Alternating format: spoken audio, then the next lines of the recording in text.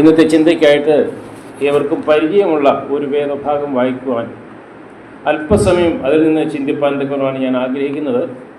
അനേക പ്രാവശ്യം കേട്ടിട്ടുള്ള വേദഭാഗമാണ്, നമുക്ക് നല്ലോണം അറിയാവുന്ന വേദഭാഗമാണ്. അതിൽ നിന്നും ലൂക്കോസിൻ്റെ സുവിശേഷം 15-ാം അധ്യായത്തിൻ്റെ 11 മുതലുള്ള വേദഭാഗമാണ്. വായിക്കേണ്ട ആവശ്യമില്ല. ഇതിൽ നിന്നും ചില വസ്തുതകൾ നിങ്ങളുടെ മുൻപാകെ ഞാൻ വയ്ക്കുവാൻ തക്കണം ഞാൻ ആഗ്രഹിക്കുന്നു. ഇതൊരു പാപിയുടെ മാനസാന്തരത്തെക്കുറിച്ചോ പിന്മാറ്റ അവസ്ഥയിൽ നിന്നും കടന്നു പോയിട്ടുള്ളവരൊരു മടങ്ങിവരവിനെ കുറിച്ചോ അല്ല. പ്രത്യുത ഇവിടെ ആയിരിക്കുന്ന നമ്മളെക്കുറിച്ച്, അഥവാ ദൈവത്തിന് നല്ലോണം അറിയാം, നാം ദൈവമക്കളാണ്, അല്ലെങ്കിൽ ദൈവഭാഗത്ത് നാം ഏറ്റവും അടുത്ത് ജീവിക്കുന്നവരാണ് എന്നുള്ള നമ്മെക്കുറിച്ച് ചില കാര്യങ്ങൾ ഈ വചനത്തിൽ നിന്നും ചില കാര്യങ്ങൾ ചിന്തിക്കുവാൻ തക്കമാണ് ഞാൻ ആഗ്രഹിക്കുന്നത്. ഇതൊരു പാപിയായ മനുഷ്യൻ്റെ മാനസാന്തരത്തെക്കുറിച്ചല്ല, ഒരു പാപിയായ മനുഷ്യൻ തിരിച്ചു വരണമെന്നുള്ള ഉദ്ദേശമില്ല. ഇന്ന് ഞാൻ സംസാരിക്കുന്നത് ആ വിഷയത്തെക്കുറിച്ചല്ല. എന്നാൽ ഒരു വിശ്വാസി തെറ്റിപ്പോയി പിന്മാറിപ്പോയി ആ വ്യക്തിയുടെ മടങ്ങിവരവിനെക്കുറിച്ചും അല്ല. എന്നാൽ ഞങ്ങൾ പിന്മാറിപ്പോയിട്ടില്ല, ഞങ്ങൾ വിശ്വാസികളായിട്ട് ദൈവമക്കളായിട്ട് ഞങ്ങൾ പൂർണ്ണരാണ് എന്നുള്ള ചിന്തയോടുകൂടി നമ്മളിവിടെ ഇരിക്കുമ്പോൾ നമുക്ക് എന്താണ് ഈ ഭാഗത്തു നിന്നും ലഭിക്കുന്നത്, അതാണ് അല്പസമയം ചിന്തിക്കുവാൻ തക്കണം ഞാൻ ആഗ്രഹിക്കുന്നത്. മുഖവേറെ 1-2 കാര്യങ്ങൾ ഞങ്ങൾ പറഞ്ഞുകൊള്ളട്ടെ. ഇവിടെ ഒരു പിതാവും 2 മക്കളുമാണുള്ളത്, നമുക്ക് ഏവർക്കും അറിയാവുന്നതാണ്. അതിനെക്കുറിച്ച് ഞാൻ കൂടുതൽ വിസ്തരിക്കാൻ ആഗ്രഹിക്കുന്നില്ല. എന്നാൽ നമുക്കറിയാം, സർക്കാർ പറയുന്നത് നമ്മുടെ 2 സന്തുഷ്ട കുടുംബം. അപ്പോൾ 2 മക്കളുണ്ടെങ്കിൽ അത് സന്തുഷ്ട കുടുംബം എന്നുള്ളതാണ് സർക്കാരിൻ്റെ പ്രസ്താവന. എന്നാൽ ഈ ഭാഗം വായിക്കുമ്പോൾ നമുക്കറിയാം, 2 പേരിൽ ഇനി 5 പേരുണ്ടെങ്കിലും അല്ലെങ്കിൽ ഒരാളുണ്ടെങ്കിലും ഒരിക്കലും സന്തുഷ്ട കുടുംബമാകില്ല. ദൈവം ഇല്ലാത്തവരാണെങ്കിൽ, ദൈവം ഉള്ളവരാണെങ്കിൽ 4-5 പേരുണ്ടെങ്കിലും അത് സന്തുഷ്ട കുടുംബമാണ്. അപ്പോൾ ഇവിടെ എന്തോ സംഭവിച്ചിട്ടുണ്ട്, ആ കാര്യങ്ങളാണ് നമുക്ക് ചിന്തിക്കുവാൻ തക്കമുള്ളത്. മാത്രമല്ല, ഇവിടെ മാതാവിനെ കുറിച്ച് പറയുന്നില്ല. മാതാവിൻ്റെ അഭാവം ഇവർക്ക് ഈ വലിയതായിരിക്കുന്ന ശോധനയിൽ കൂടി പരീക്ഷയിൽ കൂടി ഈ കുടുംബത്തിന് കടന്നു പോകേണ്ടതായിട്ട് വന്നോ എന്നുള്ളത് നാം ചിന്തിക്കേണ്ടത് ആവശ്യമാണ്. എന്നാൽ ആ ഭാഗത്തേക്കൊന്നുമല്ല. 6 വിഷയങ്ങൾ ഞാൻ നിങ്ങളുടെ മുൻപാകെ വയ്ക്കുവാൻ ആഗ്രഹിക്കുന്നു. 6 വിഷയങ്ങൾക്കും ഒരു നാണയത്തിന് 2 വശമുള്ളതുപോലെ 2 വശമുണ്ട്. നമ്മൾ അതിൽ ഏത് ഭാഗത്ത് ഇപ്പോഴായിരിക്കുന്നു എന്ന് നാം സ്വയമേ ചിന്തിക്കുകയാണ് ആവശ്യമായിരിക്കുന്നത്. ആദ്യമായിട്ട് അതിൻ്റെ 12-ാം ഭാഗത്തിലേക്ക് നമുക്ക് കടന്നു വരാം. ലൂക്കോസിന്റെ സുവിശേഷം 15-ാം അധ്യായം അതിന്റെ 12-ാം വാക്യം. അവൻ ഇളയവൻ അപ്പനോട്, അപ്പ വസ്തു എനിക്ക് വരേണ്ടുന്ന പങ്ക് തരണമേ എന്ന് പറഞ്ഞു. അവൻ അവർക്ക് മുതൽ പകുത്തു കൊടുത്തു. ദൈവനാമത്തിന് നന്ദിയോടെ സ്തോത്രം ചെയ്യുന്നു. ഇവിടെ ഞാൻ മുടിയനായ പുത്രൻ എന്ന് പറയുകയില്ല, കാരണം നമ്മൾ എല്ലാവരും ഉദ്ദേശിച്ചാണല്ലോ. അപ്പോൾ മുടിയനായ പുത്രൻ ഞാൻ പറഞ്ഞു കഴിഞ്ഞാൽ ആർക്കും ഇഷ്ടപ്പെടത്തില്ല. അതുകൊണ്ട് ഞാൻ ഇളയ മകൻ തന്നെ ഞാൻ പറയുകയാണ്. ഇളയ മകന് ഒരു പ്രാർത്ഥനയാണിത്. ഇളയ മകൻ തൻ്റെ പിതാവിനോട് പ്രാർത്ഥിച്ച ഒരു പ്രാർത്ഥനയാണ്. പ്രാർത്ഥന എന്ന് പറയുമ്പോൾ ഇവിടെ അപ്പ വസ്തുവിൽ എനിക്ക് വരേണ്ടുന്ന പങ്ക് തരണമേ എന്ന് പറഞ്ഞു. അവൻ അവർക്ക് മുതൽ പകുത്തു കൊടുത്തു. ഇതിനിടയ്ക്ക് എന്തോ സംഭവിച്ചിട്ടുണ്ടെന്ന് നമുക്ക് പറയാൻ കഴിയുകയില്ല. കാരണം ഉടനെ തന്നെ ഒരു പിതാവ് ഒരിക്കലും ഒരു വിവാഹം കഴിക്കാത്ത ഒരു പൈതലിന് തന്നെ സമ്പത്ത് പകുത്തു കൊടുക്കുമോ? സാധാരണ രീതിയിൽ ഒരിക്കലുമില്ല. നമ്മൾ വായിച്ചു നോക്കുമ്പോൾ ഉടനെ കൊടുത്തതായിട്ടാണ്. പക്ഷേ അങ്ങനെ ആയിരിക്കുകയില്ല. കാരണം തീർച്ചയായിട്ടും ഇവിടെ ഒരു വാദവിവാദവും ബഹളവും കലഹവും ഒക്കെ ഉണ്ടായി കാണും. ഒടുവിൽ ചെറുക്കൻ ചിലപ്പോൾ കയറെടുത്തപ്പോഴായിരിക്കും ചിലപ്പോൾ പിതാവ് പകുത്ത് കൊടുത്തത്. ഏതായാലും ഈ മകൻ്റെ ഒരു പ്രാർത്ഥനയാണ് നമുക്ക് കാണുവാൻ തക്കണം കഴിയുന്നത്. എങ്ങനെ പ്രാർത്ഥന? അപ്പോൾ വസ്തുവിൽ എനിക്ക് വരേണ്ടുന്ന പങ്ക് തരണമേ എന്ന് പറഞ്ഞു. പ്രിയരെ, ഞാനൊന്ന് ചോദിച്ചു കൊള്ളട്ടെ, ഈ പ്രാർത്ഥന നാം ഇവിടെ ഇരിക്കുന്ന നമ്മളെ സംബന്ധിച്ചിടത്തോളം നാം എന്താവശ്യത്തിന് വേണ്ടിയാണ് നാം പ്രാർത്ഥിക്കുന്നത്? പ്രാർത്ഥനയ്ക്ക് 2 ഇതുണ്ട്. പ്രാർത്ഥന നമ്മുടെ ലൗകിക അഭിലാഷത്തിന് വേണ്ടി, ജഡീക ഉല്ലസത്തിനു വേണ്ടി, ഈ ലോകത്തിൻ്റെ ജഡീക മൈത്വത്തിനു വേണ്ടി, ഈ ലോകത്തിനു വേണ്ടി, അല്ലെങ്കിൽ നമുക്ക് ഈ ലോകത്തിൽ സുഖേന ജീവിക്കണം എന്നുള്ളതായിരിക്കുന്ന ലക്ഷ്യം വെച്ചുകൊണ്ട് അല്ലേ നമ്മൾ പലപ്പോഴും പ്രാർത്ഥിക്കാറുള്ളത്. 6 രൂപ വിലയുള്ള നമ്മുടെ ശരീരത്തിന് വേണ്ടിയല്ലേ നമ്മൾ മിക്കവാറും പ്രാർത്ഥിക്കുന്നത്. എന്നാൽ ഈ ലോകത്തിനേക്കാൾ വിലയുള്ളതായിരിക്കുന്ന ആത്മാവിന് വേണ്ടി നമ്മൾ പ്രാർത്ഥിക്കാറുണ്ടോ? പലപ്പോഴും നമ്മുടെ പ്രാർത്ഥനയുടെ ആകെ ചുക്കം നോക്കുമ്പോൾ വെറും നമ്മുടെ ശരീരത്തിന് വേണ്ടിയുള്ള പ്രാർത്ഥനയാണ്. എന്നാൽ ഇവിടെ നാം ഒരു കാര്യം മനസ്സിലാക്കണം, ഈ ഒരു പ്രാർത്ഥനയല്ല ദൈവം ആഗ്രഹിക്കുന്നത്. ഈ ഇളയ മകൻ പ്രാർത്ഥിച്ചു. എന്താ പ്രാർത്ഥിച്ചത്? എനിക്ക് എൻ്റെ പങ്ക് താ, എനിക്കത് മതി, എൻ്റെ പങ്ക് തന്നേരം ഞാൻ പൊക്കോളാം, എനിക്ക് പങ്ക് വേണം. വാസ്തവത്തിൽ നാം ഈ പിതാവിനോട് ചോദിക്കുന്നത് ഇതല്ലേ? വാസ്തവത്തിൽ ചിന്തിച്ചു നോക്കുക പ്രിയരെ. ഇവിടെ ഇരിക്കുന്ന നമ്മോട് തന്നെയാണ് ഈ പ്രാർത്ഥനയുടെ ഈ ദിവസം വന്നിരിക്കുന്നത്. ഈ വിധത്തിലാണ് നമ്മൾ പ്രാർത്ഥിക്കുന്നത്. നമ്മുടെ കുഞ്ഞുങ്ങളുടെ ഭാവിക്ക് വേണ്ടി നമ്മൾ പ്രാർത്ഥിക്കുന്നു. അവർ MBA ആകണം, അല്ലെങ്കിൽ ഡോക്ടറേറ്റ് പാസ്സാകണം, വളരെ നല്ലത് തന്നെയാണ്. എന്നാൽ അതൊക്കെയും ഈ ഇളയ മകൻ്റെ പ്രാർത്ഥനയ്ക്ക് തുല്യമാകുന്നില്ലേ എന്ന് ചിന്തിച്ച് നോക്കുക. അത് നമ്മുടെ കുഞ്ഞുങ്ങളുടെ ആത്മാവിന് വേണ്ടി നമ്മുടെ കുഞ്ഞുങ്ങൾ പോകുന്ന സ്ഥലത്ത് ഒരു പ്രാർത്ഥനാ ഗ്രൂപ്പ് ഉണ്ടായിരിക്കണമെന്നോ, പ്രാർത്ഥനാ ഗ്രൂപ്പ് ഇല്ലെങ്കിൽ അവിടെ ഒരു പ്രാർത്ഥനാ ഗ്രൂപ്പ് ആരംഭിക്കണമെന്നോ, എൻ്റെ കുഞ്ഞിൻ്റെ ആത്മീയ വളർച്ച എങ്ങനെയായിരിക്കുന്നു, ഈ വിധത്തെക്കുറിച്ച് വളരെ ചുരുക്കമേ നമ്മൾ ചിന്തിക്കുന്നുള്ളൂ. നാം ചിന്തിക്കുന്നത്, ഞാൻ വീണ്ടും പറയട്ടെ, മണ്ണായിരിക്കുന്ന നാം മണ്ണിനോട് ചേരുവാൻ പോകുക എന്ന ഈ ശരീരത്തിന് വേണ്ടിയാണ് നമുക്ക് വേണ്ടി, നമ്മുടെ കുഞ്ഞുങ്ങൾക്ക് വേണ്ടി നാം അധ്വാനിക്കുകയും പ്രാർത്ഥിക്കുകയും ചെയ്യുന്നത്. നാം ഉപവാസ പ്രാർത്ഥന ചെയ്യാറുണ്ട് നമ്മുടെ കുഞ്ഞുങ്ങളുടെ ശാരീരിക ഉല്ലാസത്തിന് വേണ്ടി, അവരുടെ ജഡികമായിരിക്കുന്ന ആവശ്യങ്ങൾ സാധിച്ചു കിട്ടേണ്ടതിനായിട്ട്. എന്നാൽ ഈ ഇളയ മകൻ്റെ വേറൊരു പ്രാർത്ഥനയുണ്ട്. അതിൻ്റെ 21-ാം വാക്യം. പ്രാർത്ഥന, 2 പ്രാർത്ഥന, ഒരു മകനിൽ നിന്നും ഒരു വായിൽ നിന്നും കടന്നു വന്നതായിരിക്കും 2 പ്രാർത്ഥന. ഒന്നാമത്തെ പ്രാർത്ഥനയിലാണോ നാം ഇന്നായിരിക്കുന്നത്, അതോ രണ്ടാമത്തെ പ്രാർത്ഥനയാണോ? രണ്ടാമത്തെ പ്രാർത്ഥന 21-ാം വാക്യം. മകൻ അവനോട്, അപ്പാ, ഞാൻ സ്വർഗ്ഗത്തോടും നിന്നോടും പാപം ചെയ്തിരിക്കുന്നു, ഇത് നിന്റെ മകൻ എന്ന് വിളിക്കപ്പെടുവാൻ യോഗ്യനല്ല എന്ന് പറഞ്ഞു. തന്നെത്താൻ സമർപ്പിക്കുന്ന ഒരു പ്രാർത്ഥന. ഇതാ, ഞാൻ കടന്നു വന്നിരിക്കുന്നു, ഞാൻ ഒന്നുമില്ലാത്തവനായി തീർന്നിരിക്കുന്നു. എന്താ പറയുന്നത്? അപ്പോൾ ഞാൻ സ്വർഗ്ഗത്തോടും നിന്നോടും ഞാൻ പാപം ചെയ്തിരിക്കുന്നു. ഇതൊരു പ്രാർത്ഥനയല്ല പ്രിയരെ. ഈ പ്രാർത്ഥനയാണ് നമുക്ക് ആവശ്യമായിരിക്കുന്നത്. നാം ഹീറോ ആയിട്ട് വളരുവാനല്ല, ദൈവസന്നിധിയിലേക്ക് വരുമ്പോൾ നാം 0 ആയിട്ട് നാം വളരണം. ദൈവസന്നിധിയിലേക്ക് വരണം. കർത്താവ്, ഞാൻ ഒന്നുമില്ലാത്തവനാണ്, എന്നെ തന്നെ ഇതാ സമർപ്പിക്കുന്നു. കർത്താവ്, വലുവനായിരിക്കും ദൈവമേ, ഞാൻ പാപം ചെയ്തിരിക്കുന്നു, എന്നിൽ കുറവുകളുണ്ട്, എന്നിൽ ബലഹീനതകളുണ്ട്. കഴിഞ്ഞ കാല ജീവിതത്തിലേക്ക് നാം തിരിഞ്ഞു നോക്കുമ്പോൾ, കഴിഞ്ഞ കാല നമ്മുടെ അവസ്ഥയിലേക്ക് നാം തിരിഞ്ഞു നോക്കുമ്പോൾ, നമ്മുടെ അനേക പ്രാർത്ഥനകൾ ആദ്യത്തെ പ്രാർത്ഥനയ്ക്ക് സമമായിരിക്കുന്നു. എന്നാൽ ഇവിടെ ഇതാ ഒരു പുതിയൊരു പ്രാർത്ഥന, നമ്മുടെ സ്വയത്തെ നശിപ്പിച്ചുകൊണ്ട്, ഇല്ലാതാക്കിക്കൊണ്ട്, ഞാൻ ഒന്നുമില്ല കർത്താവേ, ഞാൻ ഒന്നുമില്ല എന്ന് പറഞ്ഞുകൊണ്ട് ദൈവസന്നിധിയിൽ നമ്മുടെ ജീവിതത്തെ സമർപ്പിക്കുന്ന ഒരു പ്രാർത്ഥന. ഈ പ്രാർത്ഥനയാണ് നമുക്ക് ഇന്ന് ആവശ്യമായിരിക്കുന്നത്. കീറി മുറിക്കണം, നമ്മുടെ ഹൃദയത്തെ കീറി മുറിക്കത്തക്ക രീതിയിലുള്ള പ്രാർത്ഥന. അതാണ് ഇളയ മകൻ ചെയ്ത്. ഇളയവനത് മനസ്സിലായി. അവൻ പോയി, ദൈവത്തിൽ നിന്ന് അകന്നുപോയി. എന്നാൽ അവൻ മടങ്ങി വന്നപ്പോൾ അവന് വലിയൊരു മാറ്റം ഉണ്ടായി. അവൻ ഒരു പക്ഷേ ആദ്യത്തെ പ്രാർത്ഥന ഓർത്ത് കാണും. ഞാൻ ഒരു പ്രാവശ്യം എൻ്റെ പിതാവിനോട് ഞാൻ പ്രാർത്ഥിച്ചു, അത് തെറ്റായിപ്പോയി. എൻ്റെ പിതാവിനോട് ഞാൻ അപേക്ഷിക്കേണ്ടതല്ലായിരുന്നു, അത് ശരിയായില്ല. എൻ്റെ വീതം എനിക്ക് തരണമേ എന്ന് പറഞ്ഞുകൊണ്ട് വിവാഹിതനായിരിക്കുന്ന, കുഞ്ഞുങ്ങളില്ലാത്ത വിവാഹിതനായിരിക്കുന്ന ഒരു മകൻ പിതാവിനോട് തൻ്റെ സമ്പത്ത് ചോദിക്കുകയും സമ്പത്ത് എനിക്ക് തരികയും ചെയ്തു. എന്ത് തെറ്റാണ് ഞാൻ ചെയ്തത്? അതുകൊണ്ട് എനിക്ക് എന്ത് ഫലം കിട്ടി? നമ്മുടെ മക്കളെ ഓർത്ത് ഞാൻ ഒരു കാര്യം ഞാൻ പറയുവാൻ ആഗ്രഹിക്കുകയാണ്. അവരെത്ര ഉയർന്ന നിലയിൽ അവരെ വളർത്തിയാലും ഒരു ദൈവ പൈതൽ എന്നുള്ള രീതിയിൽ അവർ വളരുവാൻ കൊണ്ട് നമ്മൾ അവർക്ക് വേണ്ടി കണ്ണീരൊഴുക്കുന്നെങ്കിൽ അത് ശ്രേഷ്ഠമായിരിക്കുന്ന ഒരു പ്രാർത്ഥനയായിരിക്കും. അതാണ് നമുക്കിന്ന് ആവശ്യമായിരിക്കുന്നത്. രണ്ടാമത്തേത് 13-ാം വാക്യം. 13. ഏറെ നാൾ കഴിയും മുമ്പ് ഇളയ മകൻ സകലവും സ്വരൂപിച്ച് ദൂരദേശത്തേക്ക് യാത്രയെ അവിടെ ദുർനടപ്പുകാരനായി ജീവിച്ചു വസ്തു നാനാവിധമാക്കി കളഞ്ഞു. 2 യാത്ര. ഒന്ന് 2 പ്രാർത്ഥന, രണ്ടാമത്തേത് 2 യാത്ര. ഈ യാത്ര എവിടുന്ന് എങ്ങോട്ടാ? ഏറെ നാൾ കഴിയും മുമ്പേ ഇളയവൻ സകലവും സ്വരൂപിച്ച് ദൂരദേശത്തേക്ക് യാത്ര. ഒരു യാത്ര. അവൻ എവിടേക്കാ പോകുന്നത്? സ്വന്തം ഭവനം വിട്ടാ പോകുന്നത്. ബേഥലേം വിട്ടിട്ടുള്ള യാത്രയാ.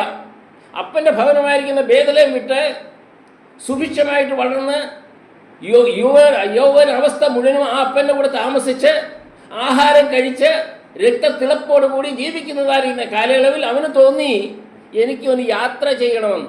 എന്ന് പറഞ്ഞാൽ എനിക്ക് ഈ ഭവനത്തിൽ താമസിക്കുന്നതിനോട് ഒരല്പ അസൗകര്യം, എനിക്ക് വേണ്ടതായിരിക്കും ഫ്രീഡം കിട്ടുന്നില്ല. ഞാൻ മൊബൈൽ എടുത്തു കഴിഞ്ഞാൽ അപ്പൻ ചോദിക്കും, നീ എവിടെ ആരോടെ സംസാരിക്കുന്നത്, നീ എവിടെ എടുത്തോണ്ട് പോകുന്നത് എന്ന് ചോദിക്കും. നമ്മൾ എവിടെയെങ്കിലും പോയി കഴിഞ്ഞാൽ ഉടനെ നമ്മളോട് ചോദിക്കും, എനിക്ക് എന്തോ ഒരു ഫ്രീഡം പോരാ എനിക്ക് ഇവിടെ താമസിക്കാൻ, എനിക്കൊരല്പം ഫ്രീഡം വേണം. അതിനെന്ത് വേണം? ഈ ഫ്രീഡത്തിന് വേണ്ടി എന്നെ ചോദ്യം ചെയ്യുന്നതായിരിക്കും എൻ്റെ മാതാപിതാക്കളുടെ. എനിക്ക് അകത്ത് നിൽക്കണം. ഇന്ന് വാസ്തവമായിട്ട് ഞാൻ ചോദിക്കാൻ ഇതല്ല ഇന്ന് നമ്മുടെ ഏറ്റവും വലിയ വിഷയം. നമുക്കിന്ന് ദൈവസന്നിധിയിൽ ദൈവത്തോട് ചേർന്ന് ഇരിക്കുന്നതിന് പകരമായി ദൈവത്തിൽ നിന്നൊന്ന് അല്പ അല്പം അകലുവാൻ. നാം ഇവിടെ തന്നെയാണ്, ഞാൻ പറഞ്ഞല്ലോ, നാം ദൈവദിനം വായിക്കുന്ന നമ്മൾക്ക് നല്ലവണ്ണം ദൈവദിനം അറിയാവുന്നവരാണ്, ദൈവം പ്രസംഗിക്കുന്നവരാണ്, പാട്ട് പാടുന്നവരാണ്, പ്രാർത്ഥിക്കുന്നവരാണ്, സാക്ഷ്യം എല്ലാം നമ്മൾ നല്ല കാര്യങ്ങൾ നാം ചെയ്യുന്നവർ നമുക്ക് അറിവുണ്ട്.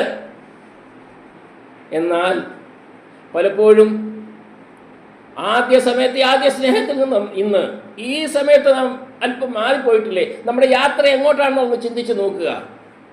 നാം ഇവിടെ തന്നെയാണെങ്കിൽ തന്നെയും നമ്മുടെ ചലനങ്ങൾ, നമ്മുടെ വാർത്തകൾ, നമ്മുടെ സംസാരങ്ങൾ, നമ്മുടെ ചിന്തകൾ, നമ്മുടെ നോട്ടങ്ങൾ, ഇവയെല്ലാം ഒക്കെ നമ്മുടേതായിരിക്കുന്ന ഹൃദയത്തിലേക്ക് നമ്മൾ ചിന്തിച്ചു നോക്കുക.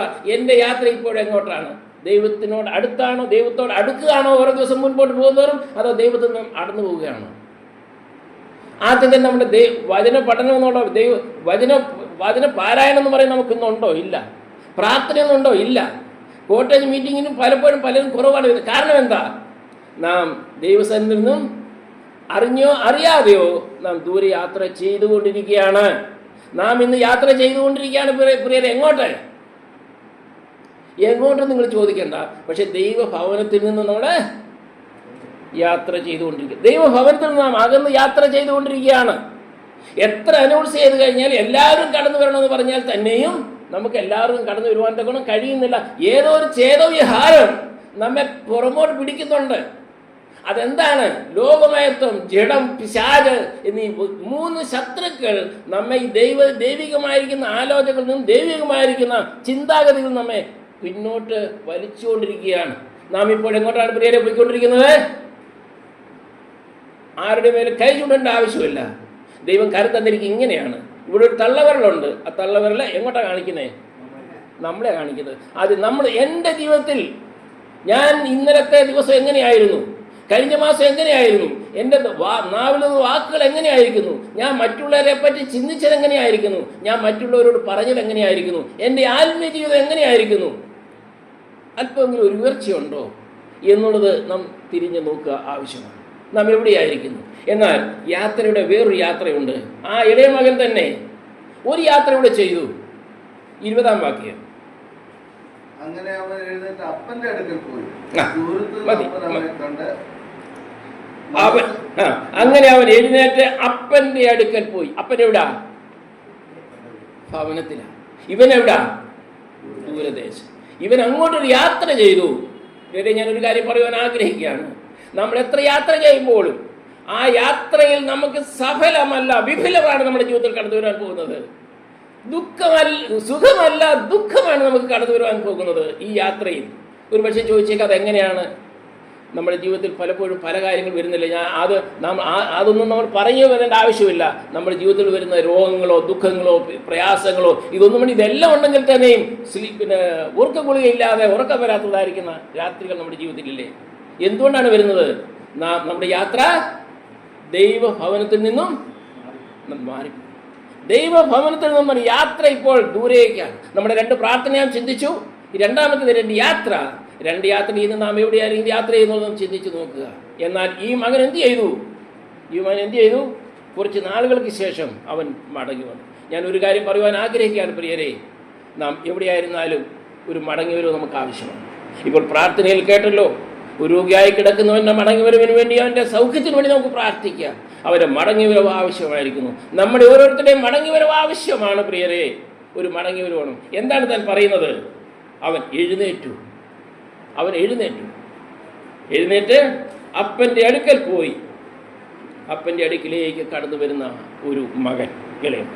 നമുക്കിന്ന് ആവശ്യമായിരിക്കുന്നത് ഈ ഒരു യാത്രയാണ്. നാം ദൂരേക്ക് യാത്ര ചെയ്തുകൊണ്ടിരിക്കുകയാണ്. ഒരുപക്ഷെങ്കിൽ നമുക്ക് അനുകൂലമായിട്ടുള്ള എല്ലാ കാര്യങ്ങളും ഉണ്ടായിരിക്കാം.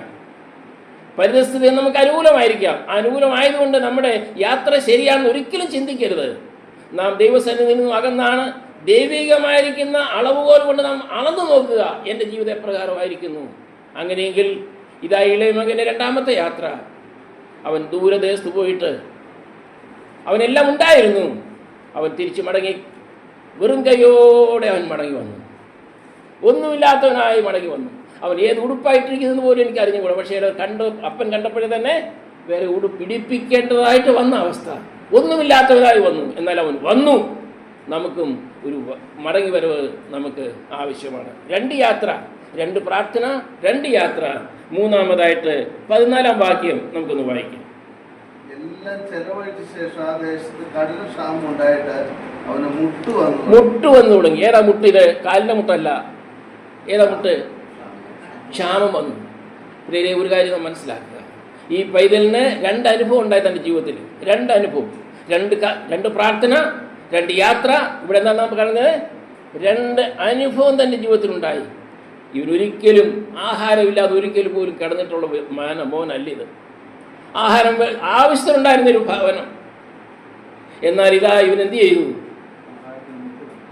ഇവനെന്ത് ചെയ്തു? ആഹാരത്തിന് വേണ്ടി പോയതല്ലേ. കൂട്ടുകാരെ കിട്ടി, ഉണ്ടായിരുന്ന പൈസ എല്ലാം ചെലവഴിച്ചു. കുറച്ച് ദിവസത്തേക്ക് വളരെ നല്ലതായിരുന്നു. അതിനുശേഷം എല്ലാവരും മാറിപ്പോയതായിരിക്കും സമയം. ഞാനൊരു കാര്യം പറയുവാൻ ആഗ്രഹിക്കുകയാണ്. ഈ ദൈവത്തെ വിട്ട് നാം അല്പമെങ്കിലും യാത്ര ചെയ്യുന്നുവെങ്കിൽ, ഞാൻ ഒരു കാര്യം പറയാം, അതിൻ്റെ അന്ത്യം ദുഃഖമല്ലാതെ സുഖമല്ല, ക്ഷാമമല്ലാതെ കൊണ്ട് നമുക്കൊരിക്കലും അഭിവൃദ്ധി ഉണ്ടാകുകയില്ല. നാം അഥവാ ഇന്ന് ഞാൻ ശാരീരികമായിരിക്കുന്ന കാര്യമല്ല ഞാൻ ഈ പറയുന്നത്, ഭൗമികമായിരിക്കുന്ന അല്ല കാര്യം പറയുന്നത്. ആത്മീയമായിട്ട് നാം ശോഷിച്ച അവസ്ഥയാണോ ഇല്ലയോ എന്ന് നമ്മൾ ചിന്തിച്ച് നോക്കുക. നാം ഇന്ന് ആത്മീയമായിട്ട് ഒരു വീഴ്ചയുടെ സ്ഥാനത്താണോ നാം ഇന്ന് ആയിരിക്കുന്നതെന്ന് ചിന്തിച്ച് നോക്കുക. നാം യാത്ര ചെയ്യുമ്പോൾ എവിടെയെങ്കിലും നാം ഈ ദൈവഭവനം വിട്ട് യാത്ര ചെയ്യുമ്പോൾ നമ്മൾക്ക് കൂട്ടുകാരായിട്ട് ആരാണ് കിട്ടുന്നത് ചിന്തിച്ച് നോക്കുക. നമ്മൾ അവരുമായിട്ടുള്ള നമ്മുടെ സംസാരം എങ്ങനെയാണെന്ന് ചിന്തിച്ച് നോക്കുക. അവരോട് നമ്മുടെ കർത്താവിനെ കുറിച്ച് പറയുവാൻ കൊണ്ട് നമ്മളൊക്കെ സാധിക്കുന്നുണ്ടോ ഇല്ലെന്ന് നോക്കുക. ദൂരദേശത്തെ ക്ഷാമം, ആത്മീയമായിരിക്കുന്ന ക്ഷാമം നമ്മുടെ ജീവിതത്തിൽ ഉണ്ടാകുന്നു. അത് നാം മനസ്സിലാക്കേണ്ടത് ആവശ്യമാണ്. എന്നാൽ അതിനുശേഷം 24-ാം വാക്യത്തിലേക്ക് വരിക. ഈ എന്റെ മകൻ മരിച്ചവരായിരുന്നു, വീണ്ടും ജീവിച്ചു, കാണാതെ പോലും കണ്ടു കിട്ടിയെന്ന് പറഞ്ഞ് അങ്ങനെ അവർ ആനന്ദിച്ചു തുടങ്ങി. എപ്പോഴാണ് ആനന്ദം തുടങ്ങിയത്? ആനന്ദം വരും. ഇതേത് ആനന്ദമാണ് ഞാൻ പറയുന്നത്? നമ്മുടെ ആത്മീയ ആനന്ദം. ആത്മീയമായിട്ട് സന്തോഷം അനുഭവിക്കണമെന്നുണ്ടെങ്കിൽ നമ്മൾ ഈ പാട്ട് പാടുന്നുള്ള സന്തോഷമല്ല, കൈകൊട്ടി പാട്ട് പാടുന്നല്ലോ അല്ലെങ്കിൽ ആ സന്തോഷമല്ല ഇത്. നമ്മുടെ ആത്മാവിനൊരു ഒരു ആനന്ദം ഉണ്ടാകണം. ആ ഒരു ആത്മീയമായിരിക്കുന്ന ശോഷിച്ച അവസ്ഥയിൽ നിന്നും നമുക്ക് ആത്മീയമായിരിക്കുന്ന ആനന്ദം, അഥവാ എനിക്ക് ബൈബിൾ സ്റ്റഡിക്ക് പോകണം, എനിക്ക് പ്രാർത്ഥനയ്ക്ക് പോകണം, എത്ര ദൂരമായാലും എനിക്ക് പോകണം, പോയേ മതിയാകൂ എന്നുള്ളതായിരിക്കുന്ന ഒരു ആനന്ദം. ആ ആത്മീയ ആനന്ദമാണ് നമ്മൾ അതിനുവേണ്ടി പ്രേരിപ്പിക്കുന്നത്. അല്ല ഇന്ന് ബൈബിൾ സ്റ്റഡിയാണ്, അല്പം ദൂരമാണ്, അല്ല കാലാവസ്ഥ ശരിയല്ല, അതുകൊണ്ട് ഇന്ന് പോകണ്ട എന്ന് പറയുന്നുവെങ്കിൽ അത് ഏത് ആത്മാവാണ് നമ്മെ പ്രേരിപ്പിക്കുന്നത്? നമ്മുടെ ആത്മാവാണോ? അല്ല. അതെന്താ നമ്മളെ സൂചിപ്പിക്കുന്നത്? മുട്ടാണ്. നമുക്ക് ക്ഷാമം സംഭവിച്ചിരിക്കുന്നു.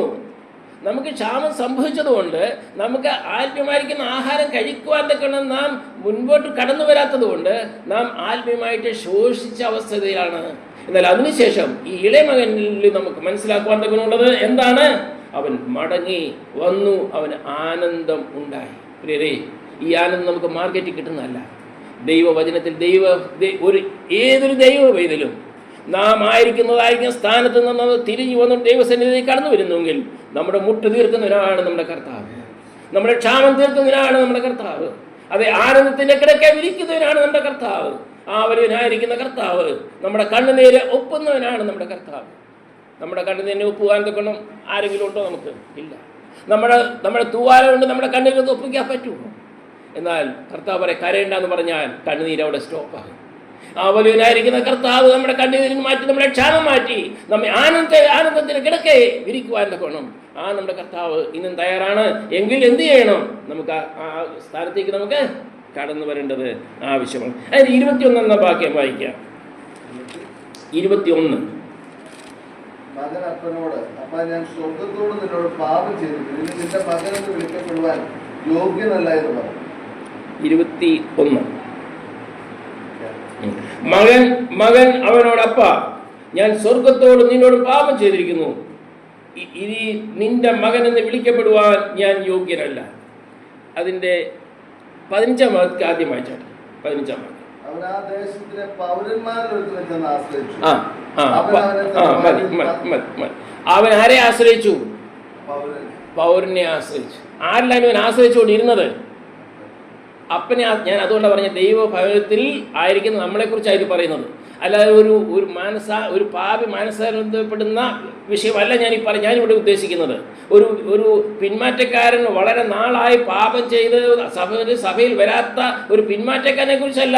നാം ഇവിടെ കൂടി വന്നിരിക്കുന്ന നമ്മുടെ ഓരോരുത്തരുടെയും ജീവിതത്തിൽ ചെയ്യേണ്ടതായിരിക്കുന്ന ചില ക്രമീകരണങ്ങൾ ഈ ഇളയ മകൻ്റെ ജീവിതത്തിൽ കൂടി ഞാൻ പറയുവാർത്തുകൊണ്ടാണ് ഞാൻ ആഗ്രഹിക്കുന്നത്. ദൈവഭവനത്തിൽ ജീവിച്ചവൻ യുവ അവസ്ഥ വരെ 2 കാലിൽ നടക്കുവാൻ തക്കണം പ്രായം വരെ അവനെ വളർത്തിയെടുത്ത് പാലന പോഷണം ചെയ്തതായിരിക്കുന്ന ആ മകൻ, പിതാവിൽ ആശ്രയിച്ചതായിരിക്കുന്ന മകൻ, പിതാവിനോട് ചേർന്ന് ജീവിച്ചവനായിരിക്കുന്ന മകൻ, അനുകരിക്കപ്പെട്ട പാട്ടുകൾ പാടി സഭയിൽ വളരെ വിളങ്ങിയതായിരിക്കുന്ന മകൻ, ആ മകൻ എന്ത് ചെയ്തു?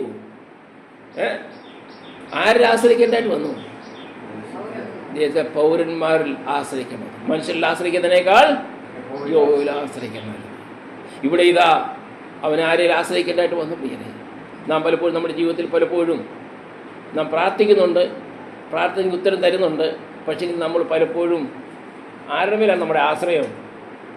ഇന്ന ഡോക്ടർ ചെയ്തുകൊണ്ടാണ് അത് സുഖമായത്. നമ്മൾ പലപ്പോഴും പറയുന്ന കാര്യങ്ങളല്ലേ, ശരിയാണ്, ആ ഡോക്ടർ ചെയ്തുകൊണ്ടാണ്. എന്നാൽ ഇതിന് പിന്നിൽ ഒരു വലിയൊരു കരം പ്രവർത്തിക്കുന്നുണ്ടെന്ന് നാം പലപ്പോഴും ശരിയാ. വാക്കുകൾ, നമ്മൾ പറയുന്ന വാക്കുകൾ സാധാരണ വാക്കുകൾ ഉദ്ദേശിച്ചുകൊണ്ടൊന്നുമല്ല പറയുന്നത്. പക്ഷെങ്കിൽ ദൈവം കേൾക്കുന്ന ദൈവമുണ്ടല്ലോ, ആ സൗഖ്യം തന്നതായിരിക്കുന്ന ദൈവത്തിനത് കേൾക്കുമ്പോൾ വേദന വരുമോ ഇല്ലയോ? നമ്മുടെ ദൈവത്തിന് നാം മഹത്വം കൊടുക്കേണ്ടത് ആവശ്യമാണ്. ഒരിക്കലും പൗരന്മാരിൽ ആശ്രയിച്ച് ഒരിക്കലും നാം ജീവിക്കുവാനുള്ളവരല്ല. അതിനുശേഷമാണ് രണ്ടാമത് ഞാൻ വായിച്ചത് പറയാൻ പറഞ്ഞത് 21 മകൻ അവനോടപ്പാ ഞാൻ സ്വർഗത്തോട് നിന്നോട് പാപം ചെയ്തിരിക്കുന്നു പറഞ്ഞുകൊണ്ട് മടങ്ങി വന്ന് ആരെ ആശ്രയിക്കുന്നു? അപ്പനെ ആശ്രയിക്കുന്നു. മടങ്ങി വരണം പ്രിയരെ. നമ്മുടെ ജീവിതത്തിലും നമുക്കൊരു മടങ്ങി വരവ് ആവശ്യമാണ്. രക്ഷിക്കപ്പെട്ട സമയത്ത് നാം എടുത്ത തീരുമാനം എടുത്തപ്പോൾ നാം ആയിരുന്ന രീതിയിലാണോ ഇന്ന് നാം ആയിരിക്കുന്നത്? മാറ്റം വന്നിട്ടുണ്ട്. ടെക്നോളജി ഒത്തിരി ഡെവലപ്പായിട്ടുണ്ടെങ്കിലും നമ്മുടെ ക്രിസ്തീയ ജീവിതത്തിൽ ആ ഡെവലപ്മെൻറ്റ് വേണ്ട പ്രിയരെ. ആ രീതിയിൽ നമ്മൾ ഡെവലപ്പ് ആകേണ്ട. നമ്മുടെ ഈ വചനത്തിനനുസരണമായിട്ട് തന്നെ നമ്മൾ മുമ്പോട്ട് പോകേണ്ടത് ആവശ്യമാണ്. അപ്പനോട് ആശ്രയിക്കേണ്ടതായിട്ട് വന്നു. അവൻ എന്ത് മനസ്സിലായി? ഇപ്പോൾ പൗരന്മാരിൽ ആശ്രയിക്കാൻ പോയപ്പോൾ എന്തായിരുന്നു? പോക്കറ്റ് നിറയെ പൈസ ഉണ്ടായിരുന്നു. പൈസ തീർന്നു കഴിഞ്ഞപ്പോൾ അവനിതാ മടങ്ങി വരുന്നു. പ്രിയ, നമ്മുടെ ജീവിതത്തിലെ പ്രയാസങ്ങളെ, പ്രശ്നങ്ങളെ, പ്രതിബന്ധങ്ങളിൽ കൂടി നാം കടന്നു പോകുമ്പോൾ നാം ഒരു കാര്യം മനസ്സിലാക്കുക, നമുക്കൊരപ്പൻ ജീവിച്ചിട്ടുണ്ട്. നമ്മുടെ ഒരു അപ്പനുണ്ട്. അപ്പൻ്റെ അടുത്ത് വന്നാൽ, വെറും കൈയോടുകൂടി വന്നാൽ, മുഷിച്ച വസ്ത്രം ധരിച്ചുകൊണ്ട് വന്നു കഴിഞ്ഞാൽ നമ്മളെ സ്വീകരിക്കുക ആരെങ്കിലും ചെയ്യുന്ന ഒരു കർത്താവാണ് നമ്മുടെ കർത്താവ്. അവിടെ അപ്പന് വേണമെങ്കിൽ പറയാമായിരുന്നു, നീ എൻ്റെ വീട്ടിൽ കയറണ്ട, നീ ഇറങ്ങി പൊക്കോന്ന് പറയാമായിരുന്നു. നമ്മളൊക്കെ ഒരു പക്ഷെങ്കിൽ അങ്ങനെ ദേഷ്യപ്പെട്ട്, ആ സ്നേഹം കൊണ്ട് ദേഷ്യപ്പെട്ട് ചിലപ്പോൾ പറഞ്ഞെന്ന് വന്നിരിക്കാം. എന്നാൽ നമ്മുടെ കർത്താവ് നമ്മെ സ്നേഹിക്കുന്ന കർത്താവ്. ആ സ്നേഹം നമ്മളില്ലായിരുന്നെങ്കിൽ നാം പലരും ഇന്ന് ഇവിടെ ഇരിക്കത്തില്ലായിരുന്നു. ഇന്ന് ആ സ്നേഹം കൊണ്ടാണ് നമുക്കിടെ കടന്നു വരാൻ ഇടയായി തരുന്നത്. മകൻ അപ്പനോട്, അപ്പ ഞാൻ സ്വർഗത്തോടും നിന്നോടും പാപം ചെയ്തിരിക്കുന്നു, ഇനി നിന്റെ മകൻ എന്ന് വിളിക്കപ്പെടുവാൻ ഞാൻ യോഗ്യനില്ല. പ്രിയരെ, ബാക്കിയുള്ള കാര്യങ്ങളൊന്നും ഞാൻ ചിന്തിക്കാൻ ആഗ്രഹിക്കുന്ന അനേക പ്രാവശ്യം കേട്ടിട്ടുള്ളതായതുകൊണ്ട് ബാക്കി വിഷയങ്ങളിലേക്ക് ഞാൻ കടക്കുവാൻ ആഗ്രഹിക്കുന്നില്ല. 2 ആശ്രയം. 1 പൗരന്മാരെ ആശ്രയിച്ചു, 2 തൻ്റെ അപ്പനിൽ ആശ്രയിച്ചു. നമുക്ക് നമ്മുടെ ദൈവത്തിൽ ആശ്രയിക്കാം. ദൈവത്തിൽ ആശ്രയിക്കുക എന്ന് പറയുമ്പോൾ ദൈവത്തിൽ ആശ്രയിക്കുന്നത് പറയുന്നുള്ളതല്ല, നമ്മുടെ ആത്മജീവിതത്തിൽ അതിന് മാറ്റം വരണം. നമ്മുടെ ആത്മീയ ജീവിതത്തിൽ, നമ്മുടെ കാര്യക്രമങ്ങളിൽ ആ മാറ്റം വന്നെങ്കിൽ മാത്രമേ നാം ദൈവത്തിൽ ആശ്രയിക്കുന്നു എന്ന് നമുക്ക് പറയുവാൻ കൊണ്ട് കഴിയുള്ളൂ. വാ കൊണ്ട് പറയുന്നില്ലല്ല, ഹൃദയം കൊണ്ട് നമ്മൾ കാണിക്കണം. അതാണ് നമുക്ക് ആവശ്യമായിരിക്കുന്നത്. അതിനടുത്തത് 24-ാം വാക്യം. മതി. ഞാൻ ആരായിരുന്നു? എൻ്റെ മകൻ എപ്പോഴാണ് മരിച്ചത്? തൻ്റെ സ്വന്തം ഭവനം വിട്ട് മുൻപോട്ട് പോയപ്പോൾ മരിച്ച അവസ്ഥയിലായിരുന്നു. സ്വന്തം ഭവനം വിട്ടിട്ട് അവൻ പോയപ്പോൾ അവനൊരു വിചാരിച്ചു കാണും, ഞാൻ എൻ്റെ അപ്പൻ്റെ ഭവനത്തിൽ ജീവിച്ചപ്പോഴാണ് ഞാൻ മരിച്ചവന്. ഇപ്പം വെളി വന്നു കഴിഞ്ഞപ്പോൾ ഞാൻ ജീവിച്ചു, എനിക്കിപ്പോൾ കൂട്ടുകാരുണ്ട്, എനിക്ക് മൊബൈലുണ്ട്, എനിക്ക് എല്ലാ സൗകര്യങ്ങളും ഉണ്ട്, ഇപ്പോഴാണ് ഞാൻ ജീവിച്ചിരിക്കുന്നതെന്ന്. എന്നാൽ ആ മകൻ ഇപ്പോൾ എന്താ പറയുന്നത്? എൻ്റെ മകൻ മരിച്ചവനായിരുന്നു. പ്രിയരെ, നമ്മുടെ ജീവിതത്തെ കണ്ടുകൊണ്ട്, നമ്മുടെ ആത്മീയ ജീവിതത്തെ കണ്ടുകൊണ്ട് നമ്മുടെ അപ്പൻ പറയുമോ, എൻ്റെ മകൻ മരിച്ചവനായിരുന്നുവെന്ന് ഇന്ന് നാം ഇവിടെ കൂടിയിരിക്കുന്ന നമ്മുടെ ഓരോരുത്തരുടെയും ജീവിതത്തിലേക്ക് നമുക്ക് തിരിഞ്ഞു നോക്കിക്കൊണ്ട് നമുക്ക് പറയാം, ഇല്ല ഇല്ല, എൻ്റെ അപ്പൻ തന്നെ പറയണം. എന്ത് പറയണം? അതെ 24-ാം വാക്യത്തിൽ പറയുന്നുണ്ട്, മരിച്ചവനായിരുന്നു വീണ്ടും ജീവിച്ചു. ഈ ഒരു വീണ്ടും ജനനം നമ്മുടെ ആവശ്യമാണ്. നമ്മുടെ ഒരു മാനസാന്തരം നമുക്ക് ആവശ്യം. വിശ്വാസികളായിരിക്കുന്നു നമുക്ക് എന്ത് വേണം? മാനസാന്തരം ആവശ്യമാണ്. പാപികൾക്ക് മാത്രമല്ല, രക്ഷിക്കപ്പെട്ട ദൈവമക്കൾക്കും ഒരു മാനസാന്തരം ആവശ്യമാണ്. നാം മരിച്ച അവസ്ഥ ഒരിക്കലായിരുന്നുവെങ്കിൽ, അതോ ഇന്നാകുന്നുവെങ്കിൽ, ഇന്ന് മരിച്ചവനെന്ന് പറയുന്നത് നമ്മളെല്ലാം ജീവനോട്ടിരിക്കുന്നുവെങ്കിൽ തന്നെയും നമ്മുടെ ആത്മീയമായിട്ട് ഒരു ശോഷിച്ച അവസ്ഥയിലാണ് നാമും നിങ്ങളും ഇന്നായിരിക്കുന്നത് എങ്കിൽ, ആ മരിച്ച അവസ്ഥയിൽ നിന്ന് എൻ്റെ പിതാവ് തന്നെ ഒരു സർട്ടിഫിക്കറ്റ് എനിക്ക് തരണം, എൻ്റെ മകൻ മരിച്ചവനായിരുന്നു, എന്നാൽ ഇപ്പോൾ ആരാണ് ജീവിച്ചത്. ഇതാണ് ദൈവം ആഗ്രഹിക്കുന്നത്. ഈ ഒരു സർട്ടിഫിക്കറ്റ് പ്രിയരെ നമുക്ക് കൊടുക്കാൻ പറ്റണം. നമ്മെക്കുറിച്ച് നമ്മുടെ കർത്താവ് പറയണം. അതാണ് നമുക്ക് ആവശ്യം. അവസാനമായിട്ട് ഒരു വേദഭാഗം കൂടി വായിച്ചുകൊണ്ട് ഞാൻ എൻ്റെ വാക്കുകളെ നിർത്തുവാൻ ആഗ്രഹിക്കുന്നു. അതിൻ്റെ 28-ാം വാക്യം. അപ്പോൾ അവൻ കോപിച്ച് അകത്ത് കിടപ്പാൻ മനസ്സില്ലാതെ നിന്നു. അപ്പൻ പുറത്തു വന്ന് അവനോട് അപേക്ഷിച്ചു. അപ്പോൾ അവൻ കോപിച്ച് അകത്ത് കിടപ്പാൻ മനസ്സില്ലാതെ വന്നു. ഇവിടെ ഞാൻ 2 പ്രാർത്ഥന, 2 യാത്ര, 2 അനുഭവങ്ങൾ, 2 ആശ്രയങ്ങൾ, 2 അവസ്ഥകൾ, ഇത്രയും കാര്യങ്ങൾ നമ്മൾ ചിന്തിച്ചു. ഇവിടെ 28-ാം വാക്യത്തിൽ പറയുന്നത് എന്താണ് പറയുന്നത്? അകത്ത് കിടപ്പാൻ മനസ്സില്ലാതെ അവൻ പുറത്തു. അകത്താരായിരുന്നു? അകത്താരായിരുന്നു? മൂത്തവൻ അകത്ത്. മൂത്തവൻ അകത്തായിരുന്നു. ഇപ്പൊ അകത്താരായി? ഇളവനായി. പുറത്താരായി? മൂത്തവൻ പുറത്തായി. ഇവിടെ ഒരു കാര്യം നാം ചിന്തിക്കേണ്ടതായിട്ടുണ്ട്. ദൈവം നാം പുറത്തായി എന്ന് നാം ചിന്തിക്കുകയാണെങ്കിൽ തന്നെയും ദൈവം നമ്മെ അകത്താക്കുന്നവനാണ്. എന്നാൽ ദൈവം നമ്മെ അകത്താക്കുമ്പോൾ ചിലർക്ക് നമ്മൾ പറയും കണ്ണുകടി. ഇത് ഈ മൂത്ത പുത്രന് ആദാ സംഭവിച്ചത്. മൂത്ത പുത്രൻ വാസ്തവത്തിൽ ഒരു രക്ഷിക്കപ്പെട്ട പൈതലാണെന്ന് തന്നെ സംശയിക്കേണ്ടിയിരിക്കുന്നു. കാരണം ഒരു സ്വന്തം സഹോദരൻ, അവന് ഇവിടെ വേറൊരു ഭാഗത്ത് പറയുന്നുണ്ട്, നിന്റെ മകൻ, എൻ്റെ അനിയനെന്ന് പോലും പറയുന്നില്ല. നോക്കിയാൽ അതിൻ്റെ വ്യത്യാസം കണ്ടോ? ഇത്രയും നാളും ദൈവഭവനത്തിൽ വളരെ കേമനായി വളരെ മുഖ്യ പദവിയിലിരുന്ന ആ മൂത്ത മകൻ ഇപ്പോൾ പറയാണ്, നിന്റെ മകൻ വന്നിരിക്കുന്നു, അവനെ നീ സ്നേഹിക്കുന്നു, എന്നെ നീ സ്നേഹിക്കുന്നില്ല. ഇത് നമ്മുടെ ജീവിതത്തിലെ ഈ വിധത്തിലുള്ള സ്വഭാവം നമ്മുടെ ജീവിതത്തിൽ ഇല്ല പ്രിയരെ? ഉണ്ട്. മറ്റുള്ളവർക്ക് ലഭിക്കുന്നതായിരിക്കുന്ന അനുഗ്രഹങ്ങളെ കണ്ടുകൊണ്ട് നാം പലപ്പോഴും ദേഷ്യപ്പെട്ടു പോകാറുണ്ട്. അത് നമ്മൾ പലപ്പോഴും പിറുപിറുത്ത് പോകാറുണ്ട്. ദൈവത്തോട് നാം പലപ്പോഴും ചോദിച്ചു പോകാറുണ്ട്, എന്നെ എന്തുകൊണ്ട് നീ സ്നേഹിക്കുന്നില്ല? കർത്താവ് പറഞ്ഞല്ലോ, ശത്രുക്കളെ സ്നേഹിപ്പീൻ, ശത്രുക്കൾക്ക് വേണ്ടി പ്രാർത്ഥിപ്പീൻ, ശത്രുക്കളെ അനുഗ്രഹിപ്പീൻ. ഈ വിധ വാക്കുകൾ ആ മകൻ അനുസരിച്ചിരുന്നുവെങ്കിൽ തീർച്ചയായിട്ടും അവനെ ആലിംഗനം ചെയ്ത് അകത്ത് കൊണ്ടുവരാമായിരുന്നു. ഇല്ല, എൻ്റെ മകൻ മരിച്ചവനായിരുന്നു. ആ പിതാവ് പറഞ്ഞതുപോലെ നമുക്കറിയാം പ്രിയരെ, ഈ 6 വിഷയങ്ങൾ 6 അവസ്ഥകൾ നാം ഇന്ന് എവിടെയായിരിക്കുന്നുള്ളത് നമുക്ക് തന്നെ ചിന്തിച്ച് നോക്കാം. ഈ പിതാവിന് നമുക്കറിയാം, പിതാവ് ആ മകൻ വരുന്നതുകൊണ്ട് പ്രാർത്ഥിച്ചുകൊണ്ടിരിക്കുകയാണ്. ആ വാതുക്കൽ അവൻ പ്രാർത്ഥിച്ചുകൊണ്ടിരിക്കുന്നു. ദൂരവേന്ന് കണ്ടെന്നാണ് പറഞ്ഞു. ദൂരവേന്ന് എൻ്റെ മകൻ വരുന്നത് എവിടുന്ന് കണ്ടു? ദൂരവേന്ന് അവൻ കണ്ടു. എന്ന് പറഞ്ഞാൽ എൻ്റെ മകൻ, ഞാൻ പ്രാർത്ഥിക്കുന്നു, എൻ്റെ മകൻ ഇന്നല്ലെങ്കിൽ നാളെ എൻ്റെ മകൻ തിരിച്ചു വരും. നമ്മുടെ കർത്താവ് ആഗ്രഹിക്കുന്നത് ഇത് തന്നെയാണ്. നമ്മൾ എത്ര ദൂരം പോയാൽ തന്നെ, നമ്മൾ എത്രമാത്രം പിന്മാറ്റാവസ്ഥയായാലും നമ്മുടെ കർത്താവിൻ്റെ ഒരു ആഗ്രഹം, എൻ്റെ മകൻ, എൻ്റെ മകൾ അവൾ തിരിച്ചു വരും, എൻ്റെ മകൻ അവൻ തിരിച്ചു വരും, തീർച്ചയായിട്ടും വരും. അവൻ പ്രാർത്ഥിച്ചുകൊണ്ടിരിക്കുന്ന ഒരു പിതാവിനെ അവിടെ നമുക്ക് കാണുവാൻ കഴിയുന്നു. പ്രിയരെ, ഈ വാക്കുകൾ കൂടി ഈ 6 അവസ്ഥകൾ നമ്മുടെ ജീവിതത്തിൽ എപ്രകാരമായിരിക്കുന്നു എന്നുള്ളത് നമുക്ക് ചിന്തിച്ചുകൊണ്ട് നമുക്ക് ഒരു മടങ്ങിവരവ് നമുക്ക് ആവശ്യമാണ്. നാം ഇവിടെ ആയിരിക്കുന്നു.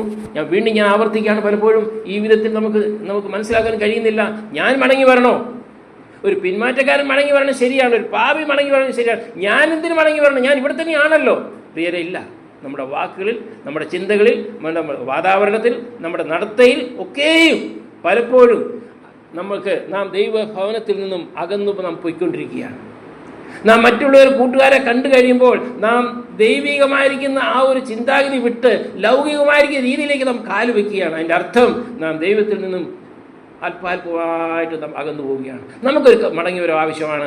ആദ്യ സ്നേഹത്തിലേക്ക് നമുക്ക് കടന്നു വരാം. ദൈവം ഈ വാക്കുകൾ മുഖാന്തരം ദൈവം നമ്മെ സഹായിക്കട്ടെ, അനുഗ്രഹിക്കട്ടെ. ദൈവനാമം മഹത്വപ്പെടണമാകട്ടെ. ആമേൻ.